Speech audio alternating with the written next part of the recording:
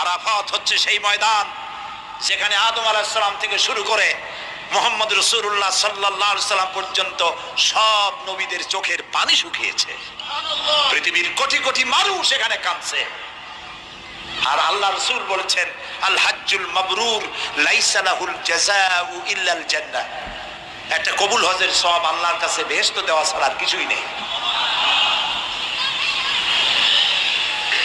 মান হাজ্জা লিল্লাহ ফালাম ইয়ারফুস ওয়ালাম ইয়াফসুক রাজা কায়াউমিন ওয়ালাদাতহু উম্মুহু, রাওয়াহুল বুখারী।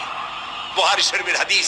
রাসূলুল্লাহ বলছেন, আরাফাতের ময়দান থেকে হাজিরা যখন বেরিয়ে যায় সন্ধ্যায়, মা যেমন নিষ্পাপ সন্তান প্রসব করে, আরাফাত থেকে হাজিরা তেমন নিষ্পাপ হয়ে বেরিয়ে যায়।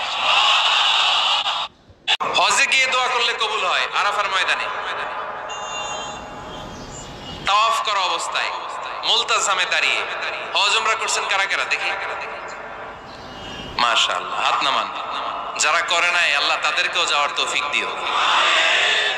একটা জায়গা আছে হাজরে আসওয়াদের কর্নার, তার ডানে কাবা ঘরের দরজা।